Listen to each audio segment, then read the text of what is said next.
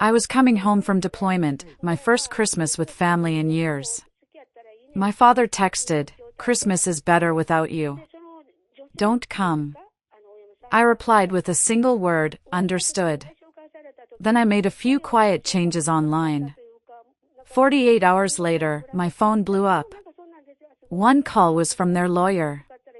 "Hello everyone. Thank you for being here with me today. Before I begin my story, I'd love to know which city you're joining us from. Please feel free to share in the comments. Now, let me take you into this story. My name is Carol, and this is the story of the last Christmas I ever tried to spend with my family. You know, there's a certain kind of quiet on an army base in Germany just before the holidays. A stillness.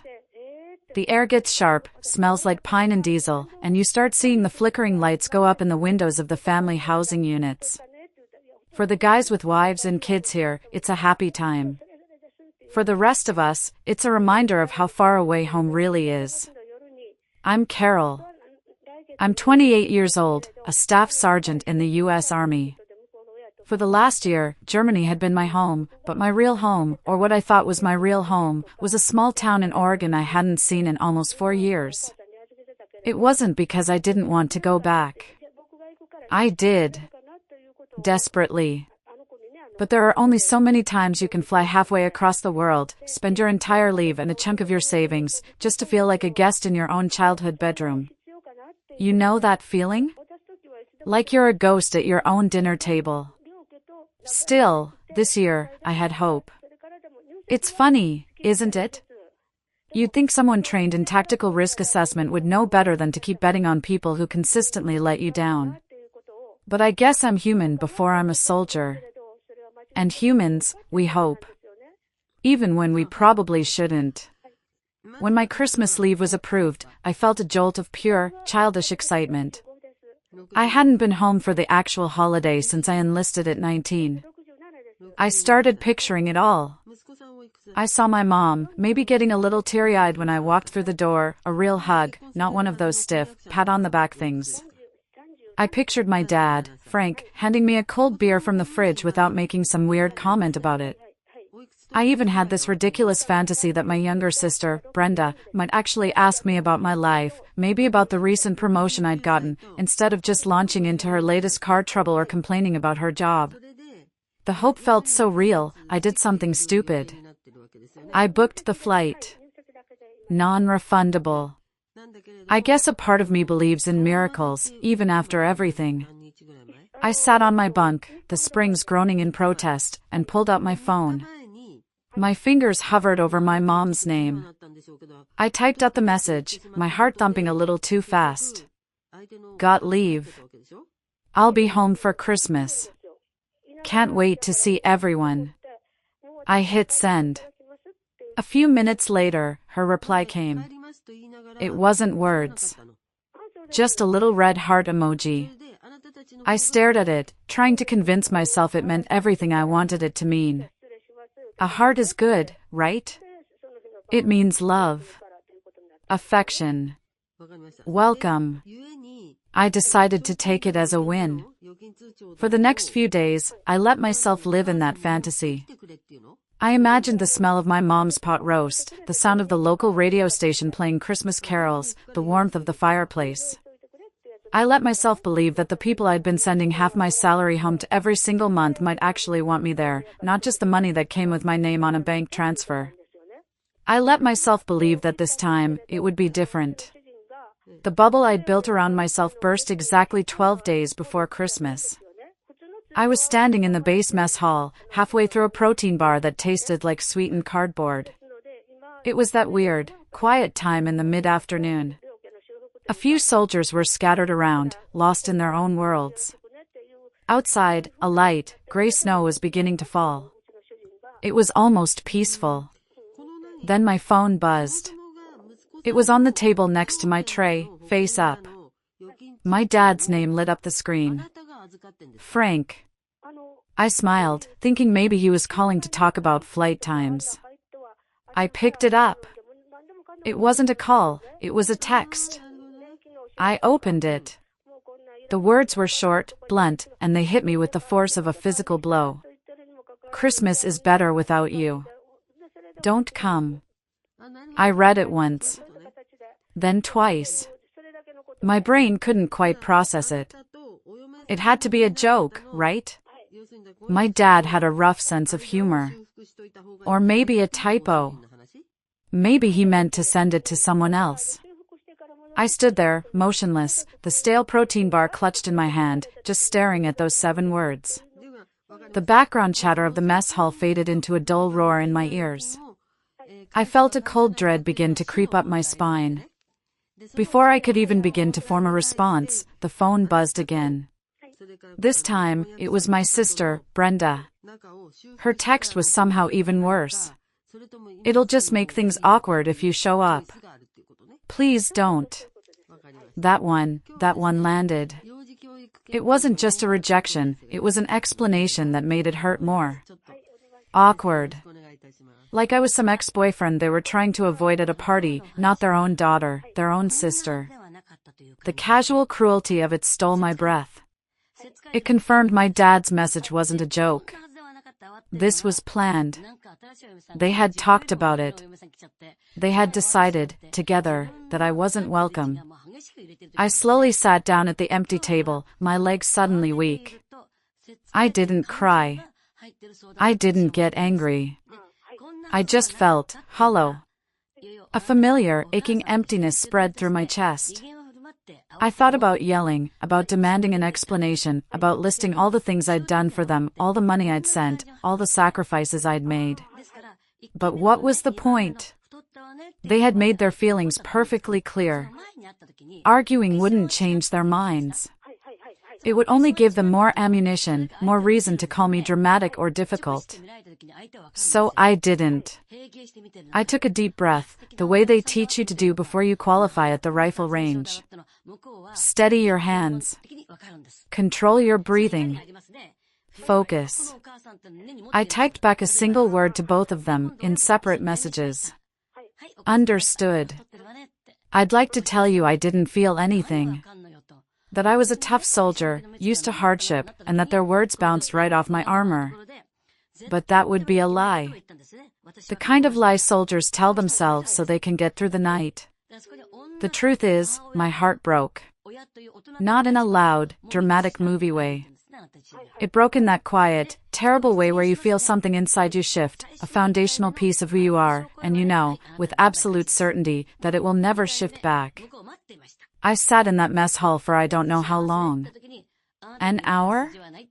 Maybe 2. The afternoon faded into a bleak, early evening. The snow was coming down harder now. I watched people come and go, laughing, talking about their holiday plans, and I felt like I was behind a wall of glass, completely disconnected from the world. The hurt was still there, a raw, open wound. But as the minutes ticked by, something else started to surface. Not anger, not yet. Not a desire for revenge. Just clarity. A cold, hard, and absolute clarity. For years, I had been operating under a set of unwritten rules. Family helps family. You're the one doing well, so you have to help. Don't rock the boat. Just send the money and keep the peace. Now, they had just taken those rules, ripped them up, and thrown them in my face. And in doing so, they'd set me free. They just didn't know it yet. That night, back in my barracks room, I didn't try to sleep. I turned on my laptop. The little green power light seemed to mock the darkness in the room. I didn't look at old photos or read old emails. I opened a web browser and logged into my bank account. My name still lived in so many parts of their lives, woven into the financial fabric of their home. First, there was the joint utility account for their house. I'd agreed to cover it temporarily when my dad was between jobs 3 years ago. The temporary arrangement had somehow become permanent. My name was on it, my bank account was linked to it. With a few quiet clicks, I removed my payment information and initiated the process to have my name taken off the account entirely. Next, Brenda's car insurance. It had been quietly billed to my credit card for the last 18 months, ever since she'd lost her job at the salon. She'd promised to pay me back. She never did. I navigated to the insurer's website, logged into the portal, and deleted my card as the primary payment method. An email notification would be sent to her, effective immediately. And then, the big one. The mortgage. I was never on the deed to that house, but my credit score and my steady army salary were the reason they'd gotten the loan approved after my dad's layoff wrecked his financial standing. I wasn't an owner, but I was the invisible crutch holding the whole thing up. Every month, a significant portion of my paycheck went straight to that mortgage payment. I went to the payment portal, a site I knew as well as my own email, and shut down the auto transfer. Just to be sure, the next morning, I made a formal call. I sent a follow-up email to the mortgage servicer, a carefully worded message stating that as of this date, I would no longer be contributing financially to the loan and that all future communications should be directed to the primary borrower, my father, Frank. A representative called me back within the hour. "Ma'am, are you sure you want to do this?" she asked, her voice tinged with professional concern. "A change like this may trigger a refinancing requirement or a disruption in payment. It could affect your father's loan status." I stood by the window in my room, watching the snow blanket the training grounds. "I'm sure," I said, my voice even and calm. I felt a strange sense of detachment, like I was watching someone else make these decisions. "Very well," she said. I hung up the phone. It was done. All the invisible threads that tied my finances to their lives had been cut. Silently. Cleanly. No drama. Just a series of quiet, deliberate clicks. And as I stood there, a feeling washed over me. It wasn't happiness. It was control. For the first time in years, I was in control of my own life. Here's the part that's hard to explain. The part that probably sounds crazy. After everything, the texts, the rejection, cutting them off, I still got on the plane. Yeah, I know. They told me not to come. They made it crystal clear I wasn't welcome. But the ticket was booked, non-refundable, and a stubborn, sad part of me needed to see it through. It felt like I had to complete the mission, even if the objective had changed. I wasn't going home to see my family anymore. I was going home to say goodbye to the idea of them. I needed to be there, in that town, one last time, even if I never set foot in that house again. The flight was surreal. It was packed with people heading home for the holidays. College kids laughing, families trying to corral excited children, older couples holding hands. Everyone was buzzing with an energy I couldn't share. I put on my headphones, turned the music up as loud as it would go, and stared out the window at the endless expanse of clouds, feeling completely and utterly alone. I landed 2 days before Christmas. The air in Oregon was cold and damp, a familiar chill that went right through my jacket. I didn't call anyone. I didn't rent a car. I just got in a taxi and gave the driver the address of a budget motel off the interstate, the kind of place with thin walls, mystery stains on the curtains, and a faint smell of stale cigarettes and air freshener. The room was bleak. A lumpy bed, a bolted-down TV, and a window that looked out over the highway and a gas station. I dropped my duffel bag on the floor and sat on the edge of the bed. I could hear the muffled sounds of a family in the next room, a kid squealing with laughter. It was a sharp, painful reminder of what I didn't have. For a while, I just sat there, staring at the town I used to know. The Christmas lights on the lampposts, the same old stores on Main Street, the same cold wind blowing through the bare trees. Everything looked the same, but I felt different. I didn't feel like I belonged here anymore. I felt like a tourist in my own past, a stranger who had overstayed her welcome in her own life. I didn't drive by the house. I didn't text anyone to let them know I was in town. I just bought a sandwich and a soda from the vending machine down the hall, went back to my room, and waited. I wasn't sure what I was waiting for. But I knew something was coming. The financial changes I'd made would be hitting their accounts right about now. The first of the month was just around the corner. The silence wouldn't last. It started the next morning. I was sitting on the edge of the bed, nursing a cup of terrible motel coffee, when my phone, which had been silent for days, started buzzing nonstop. The first wave was small. A missed call from my dad. Then another. A voicemail from an unknown number. Then a call from Brenda at 11:49 p.m. the night before, which I'd slept through. I imagined that one was just late enough to be annoying, but early enough to still seem dramatic. I didn't listen to any of the voicemails. I just watched the notifications pile up. I wasn't avoiding them out of spite, not really. It was simpler than that. I didn't owe them an immediate response. I was done dropping everything the moment they needed something. I was done being their emergency contact. Then came the second wave, before I'd even finished my coffee.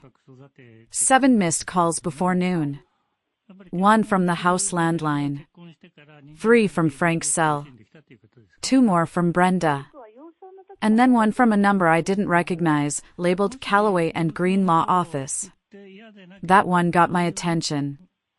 I put my coffee down, the cheap ceramic clinking against the nightstand. I stared at the caller ID, my heart starting to beat a little faster. A law office. So, they weren't just angry. They were escalating. This was their next move, intimidation. They weren't going to talk to me themselves, they were going to have a professional do it for them. Curiosity finally won. I took a deep breath and pressed play on the voicemail. A man's voice, smooth and professional, filled the quiet room. Miss Morgan, this is Nathan Callaway, counsel for your parents, Frank and Mary Morgan. I've been informed that you have ceased financial contributions connected to a jointly financed home. They are, understandably, distressed. I would like to speak with you at your earliest convenience before this creates further complications. Complications. I muttered the word out loud to the empty room. Right. My self-respect was a complication. My refusal to be their personal bank was a disruption. They weren't distressed when I was missing holidays and birthdays, wiring money from another continent. No, they were distressed now. Now that the money had stopped. I didn't call back. I wasn't interested in being managed or guilt-tripped by a stranger they'd hired. I knew exactly how this game worked. They'd turn their manufactured concern into a lecture about duty and family, hoping I'd fold before they had to face the actual consequences of their own actions. Instead, I put my phone on Do Not Disturb, pulled on my boots, and went for a walk. The snow had stopped, leaving a thin, gray slush on the sidewalks. The sky was overcast, the color of concrete. My hometown hadn't changed much, but I had. I walked past the bakery where Brenda got caught shoplifting once, and I was the one who had to bike across town to bail her out so Dad wouldn't find out. She thanked me by not speaking to me for a week because I'd ruined her vibe. I let out a short, sad laugh. It was the kind of laugh that felt more like an exhale with old, painful memories attached to it. I was finally seeing it all clearly. Walking through the frozen streets of my hometown, the memories started flooding back. There wasn't one big, dramatic event that made me the outsider in my own family. It was more like a slow accumulation of moments, a death by 1,000 paper cuts. It was 1,000 tiny reminders that I was useful, but not essential. Present, but not central. It really started when Brenda was born. I was 8. She came into the world red-faced and screaming, and my parents treated her like she had descended from heaven on a private cloud. My dad, Frank, called her his miracle baby, which always made me wonder what that made me. The warm-up act? The trial run? I was a quiet kid. Not moody or difficult, just low maintenance. I read books for hours, I lined up my little green army men in perfect formations, I got good grades. Nobody ever had to worry about me. And in my family, not needing help meant not getting attention. My dad worked as a foreman at the steel plant back then. He was a big personality, loud laugh, strong opinions, and a firm belief that emotions were a weakness, unless it was his own anger. If I cried, he'd tell me to knock it off. If I got quiet, he'd call me dramatic. If I got mad, he'd tell me to stop acting like a girl, which was pretty ironic, considering I was one. My mom was gentler, but in a vague, foggy kind of way. She was the type to forget parent-teacher conferences for me, but never miss Brenda's ballet recitals. She'd lose track of my soccer practice schedule, but always remembered Brenda's favorite snacks. I wasn't unloved, not exactly. I was just unnoticed. Unless I did something wrong. Then, suddenly, everyone noticed.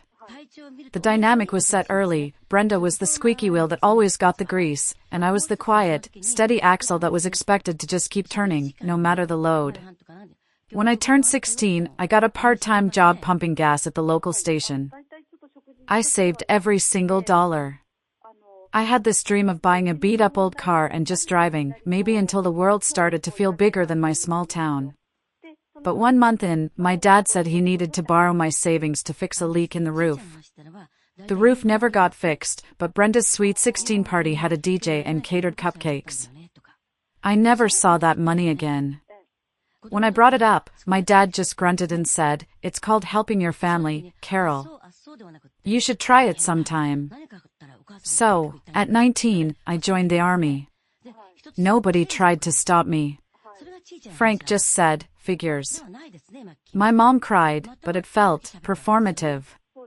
Like it was the thing a mom was supposed to do. Brenda didn't say anything at all. Boot camp was hell, but it made sense to me. There were rules. There were expectations. If you worked hard, you earned respect. You were part of a team, a unit. For the first time in my life, I felt like I truly had a place. Meanwhile, back home, things started to fall apart, and I was the last to know. I found out my dad had been laid off from the plant when my mom posted a GoFundMe link on Facebook. The caption was, "Hard times trying to stay afloat. Every little bit helps." It was humiliating. I didn't even think about it. I just logged into my military bank account and wired them $2,000, a huge chunk of my savings. My dad didn't say thank you. He just texted, "That should cover this month. Let me know when you can send more." And just like that, a new precedent was set. The Bank of Carol was officially open for business. After that, it became a routine. The power bill was late. The car needed new tires. Then, it was the mortgage. There was always a reason, always a crisis, always a sigh from my mom and a guilt trip from my dad. "It's not forever," they'd say. "You're the only one in the family doing okay." At 22, Brenda crashed her second car. I paid the insurance deductible and helped her get a used SUV. Her thank you was a one-word text, THX. A month later, she posted a picture of it on Instagram with the caption, "When you work hard, you earn your rewards." I didn't say anything.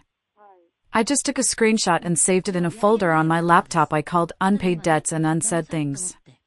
The last time I visited for Christmas, 4 years ago, they barely looked up when I walked in. My old bedroom was filled with storage boxes. I slept on the couch.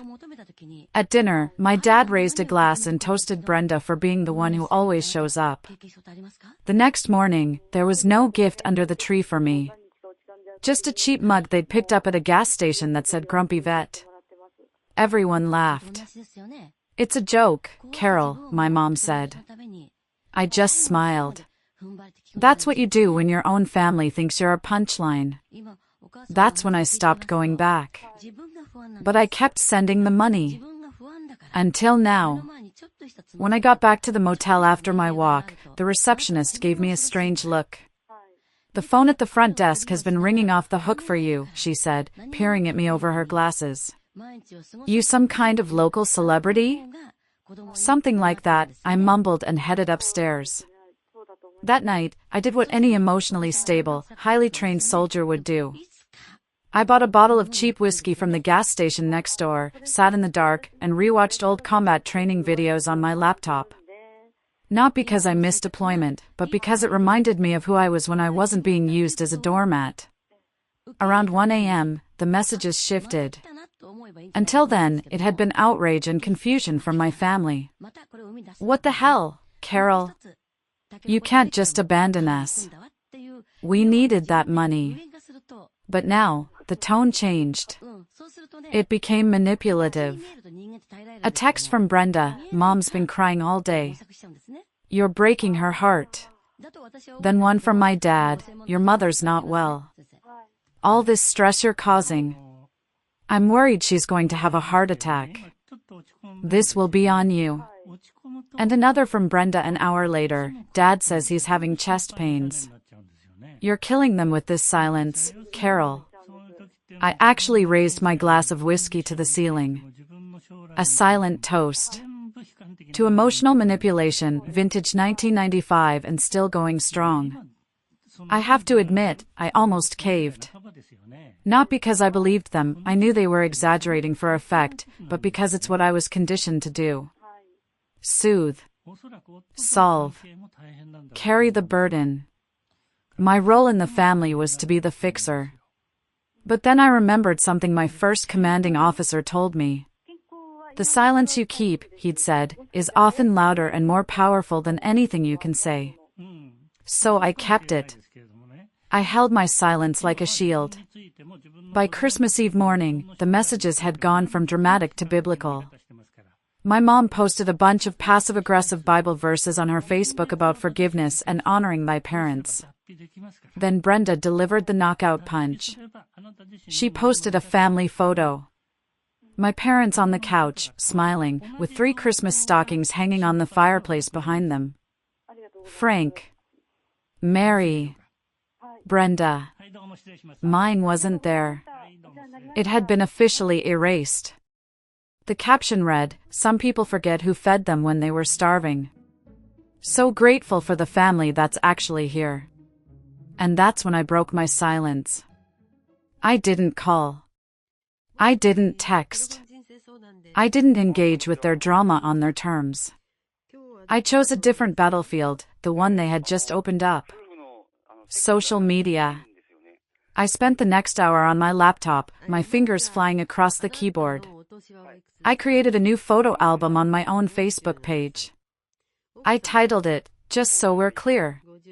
The caption was simple: sometimes family isn't who you were born to. It's who doesn't ask for proof every time you say you're tired. Since there seems to be some confusion about my contributions to the family, here are the receipts. And then I uploaded the evidence. Screenshot after screenshot. Bank transfers to my dad's account, labeled mortgage, utilities, help. Insurance payments for Brenda's SUV, with her name and license plate clearly visible. Scanned copies of the mortgage statements showing the payments coming from my account. I blacked out my account numbers, of course. I wasn't reckless. But the dates, the totals, the descriptions, they were all there. Page after page of it. Years of it. No commentary. No angry rant. Just the cold, hard, undeniable facts. I hit post. The reaction was immediate and explosive. My phone, which I'd taken off Do Not Disturb, started buzzing like a swarm of angry hornets. Comments flooded in. But it was the private messages that were the most telling. Cousins I hadn't heard from in years. "Carol, is this for real? You were paying for all that?" one wrote. "Your mom and dad always made it sound like you bailed on them after you joined the army." Another message, from an old high school friend, "I had no idea.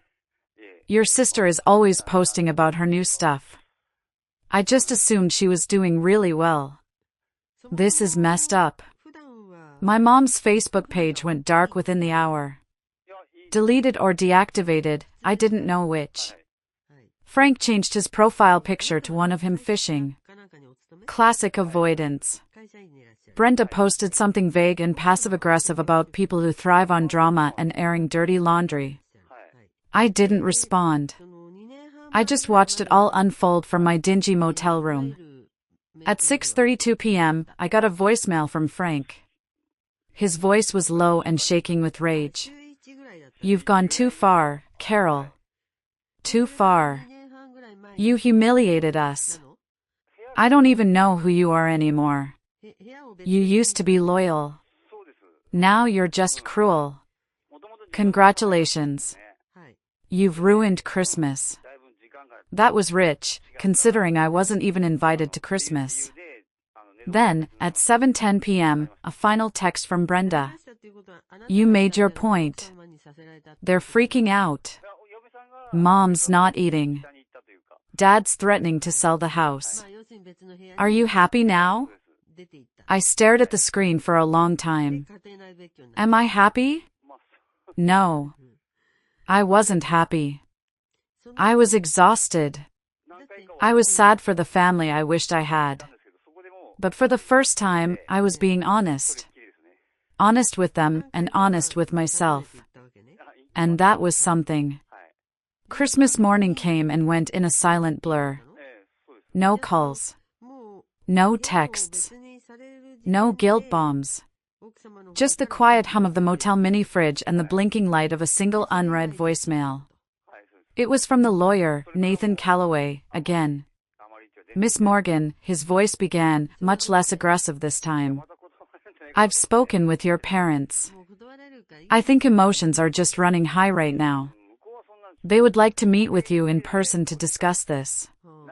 No pressure, of course, but I believe a calm, face-to-face discussion could resolve this matter." Resolve what, exactly? I thought. The decade of financial exploitation? The emotional gaslighting? Still, a part of me was curious. I wanted to see their faces when they had to talk to me without a screen to hide behind. I texted him back a time and a location. Tomorrow. 6 p.m. Denny's Diner off Route 12. Booth in the back. Neutral ground. Public setting. Less chance of them screaming. I spent the next day preparing. I went to a local print shop and printed out every document from my Facebook album. I organized them neatly in a folder, with tabs for each category: mortgage, utilities, Brenda's car, miscellaneous bailouts. I was coming to this meeting prepared. I was treating it like a mission briefing. The next evening, I arrived 10 minutes early. The diner was quiet, smelling of coffee and frying bacon. Holiday lights were still blinking around the windows. I chose a booth in the back, one where I could see the door. I ordered a black coffee and just waited. At exactly 6:03 p.m., they walked in. Frank, in his stiff jacket, his jaw set like stone. My mother, clutching her purse like a shield. And Brenda, wearing oversized sunglasses indoors, which was either a bizarre fashion choice or a weak attempt to hide her red-rimmed eyes. They slid into the booth across from me. The silence was thick and heavy. Frank spoke first. "We don't want this to get any uglier than it already is." My mother chimed in, her voice fragile and trembling. "We're a family, Carol. We've all said things we didn't mean." Brenda sniffed. "But posting our private business online, that was low. Even for you." I took a slow sip of my coffee. "Even for me? That's an interesting take." Frank's eyes narrowed. "You humiliated your mother. You humiliated this family." "No," I said, my voice flat and steady. "You did that to yourselves. I just stopped covering it up." Brenda's sunglasses slipped down her nose. "You didn't have to cut us off completely. That house." "That house," I interrupted, my voice still quiet but gaining a hard edge, "was being paid for by someone who wasn't allowed to set foot in it for Christmas. Let's not pretend this was about anything other than money. We came here to fix this." Frank's voice was rising, and he slammed his hand on the table, making the salt shaker jump. "But if you're going to just sit there and play the victim, Nobody's playing anything, I said, looking him straight in the eye. I just stopped funding my own erasure. I reached into my coat, pulled out the folder, and slid it across the table. Since we're all here to be clear, let's be crystal clear. My mother opened the folder first. Her face, already pale, seemed to lose all its color. Frank snatched it from her, his face turning a deep, blotchy red as he flipped through the pages. Brenda just stared, her lips pressed into a line so thin it almost disappeared. We didn't ask for all of this, my mother whispered, gesturing vaguely at the papers. You didn't have to, I replied. You just expected it. Just as Frank opened his mouth to yell again, the little bell above the diner door jingled. I didn't have to look. I already knew who it was. My uncle, Arthur, walked in. He was my dad's older brother, a tall, quiet man who walked with a cane after a construction accident years ago. He had silver hair, sharp eyes, and an expression that could stop a charging bull. The entire booth froze. Well, Arthur said, his voice calm and steady as he approached our table. This looks cozy. Frank shot to his feet, panic flickering across his face. R.D. I didn't know you were in town. You never do, Frank, my uncle said, his eyes not leaving his brother's. That's part of your problem. He then turned his gaze to me, and his expression softened. Carol. Good to see you. I got your message. He looked back at my parents, then at Brenda. I heard about the texts you sent her. The lawyer. The crying. You always were a good actor, Frank. My dad opened his mouth, but nothing came out. Funny thing, Arthur continued, leaning on his cane. When Carol visited me last year, on her way back to Germany, she never asked for a single thing. She helped me clean out my gutters, fixed my leaky faucet, and just talked to me. Like I mattered. And when I had that health scare back in the spring, she was the only one who showed up. Flew all the way from another continent on her own dime to sit with me in the hospital. Not one of you even called. My mother started to speak, but Arthur raised a hand. Save it, Mary. Then, he reached into his old wool coat and pulled out a thick, sealed envelope. He dropped it on the table right in front of my dad. It landed with a heavy thud. My updated will, he announced to the silent table. Signed and notarized 2 weeks ago. Carol is the sole beneficiary. The sole heir to my entire inheritance. The silence that followed was nuclear. The house, the land, the savings, all of it. It all goes to her. Brenda's mouth fell open. You're joking. No, Arthur said, his voice like ice. I don't joke about consequences. He turned to me. I should have done this years ago, kid. I'm sorry I waited so long. I just nodded, my throat too tight to speak. Uncle Arthur didn't stay for the fallout. He just gave me a small, sad smile, turned, and walked out of the diner. The only sound was the steady tap-tap-tap of his cane against the tiled floor. The three of them just sat there, stunned, staring at the envelope on the table as if it were a bomb. Frank looked like he'd been punched in the gut. Brenda was white as a sheet. My mother just kept blinking, as if trying to wake up from a nightmare. The power dynamic in our family had just been permanently, irrevocably altered, and the shock of it was radiating off them in waves. I stood up, my chair scraping against the floor. I pulled a few bills from my pocket and dropped them on the table to cover my coffee. Thanks for the meeting, I said quietly. My mother finally found her voice.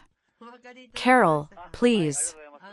I looked at her, and for the first time, I didn't feel anger or hurt. I just felt pity.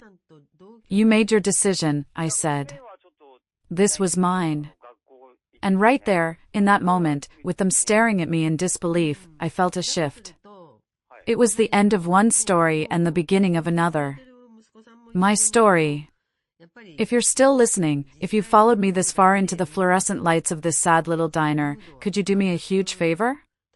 Could you like this video, and just comment the number 1 down below? It lets me know you gave me a thumbs up, and that you're here with me on this journey. Your support means the world to me.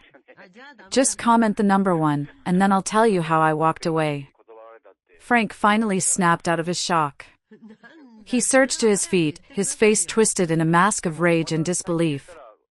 So that's it, he growled, his voice low and dangerous. You get a big payday from my brother and you're just going to walk out?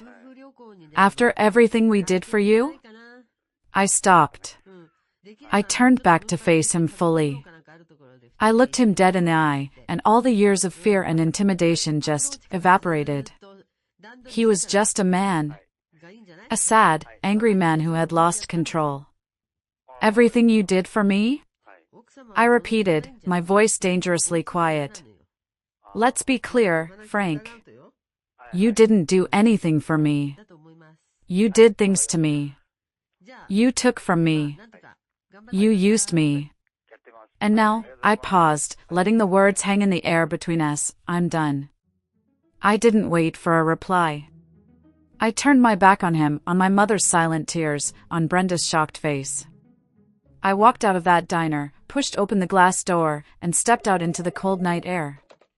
The bell above the door jingled softly behind me, a sound that felt like a final, quiet goodbye. I didn't look back. As I walked across the parking lot, I got one last text message from Brenda. I pulled out my phone and read it under the orange glow of a streetlight. It just said, I don't know who you are anymore. I didn't reply, but I whispered the answer to the empty, freezing air. I'm someone who finally learned how to leave. 2 months later, I stood in the middle of Uncle Arthur's living room, surrounded by moving boxes. He had passed away peacefully in his sleep a few weeks after that night in the diner. His lawyer handled everything, the transfer of the estate, the inheritance, all of it. There were no challenges. No drama. Just a quiet transfer of ownership from a man who saw me to the woman who was finally understanding what being seen really meant. I'd taken a compassionate leave from the army to sort through his things.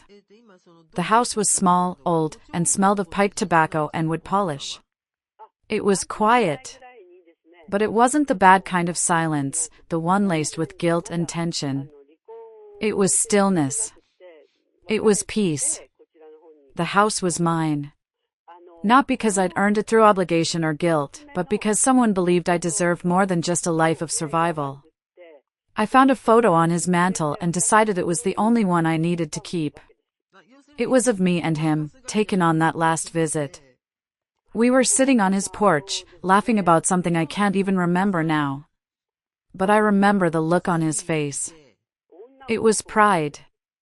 It was that rare, quiet kind of love that doesn't have to announce itself. It just shows up. I haven't spoken to my parents or Brenda since that night. After the will became public, there were a few desperate messages. Some begging, some accusing. I blocked their numbers. I didn't feel guilty. Not anymore. You don't owe anyone your peace just because they share your blood. Sometimes, family is who drains you. And sometimes, freedom is what happens when you finally stop letting them. I'm not sure what I'll do next. Maybe I'll turn this house into something meaningful, a resting place for vets passing through. Or maybe I'll just live in it for a while. Learn how to exist without constantly bracing for the next emotional impact. Either way, I'm not looking back. The woman who flew to Oregon for Christmas isn't the same one standing in this living room today. And for that, I am profoundly grateful. Thanks for listening. Really. This story wasn't easy to tell, but I'm glad I did. And so, as the echoes of her steps faded into the cold night, we are left with a profound reminder: strength isn't always about holding on, it's often about knowing when to let go. Carol's journey invites us to reflect on the invisible chains we sometimes wear, forged by obligation, guilt, and the fear of disappointing those we love. Yet, her story shows us that true peace begins when we reclaim our worth, when we choose to stop sacrificing ourselves for relationships that drain us instead of lifting us. This isn't a tale of revenge or bitterness, it's one of courage and clarity. Carol didn't walk away to hurt her family, she walked away to heal herself. Her decision challenges us to examine our own lives and ask, are we living authentically, or are we merely surviving under the weight of others' expectations? In the end, the greatest gift we can give ourselves is the freedom to live in alignment with our values, unapologetically. What about you? What does this story make you feel? Share your thoughts below, or simply comment good if this reflection resonates with you. Let's start a conversation about the strength it takes to choose yourself.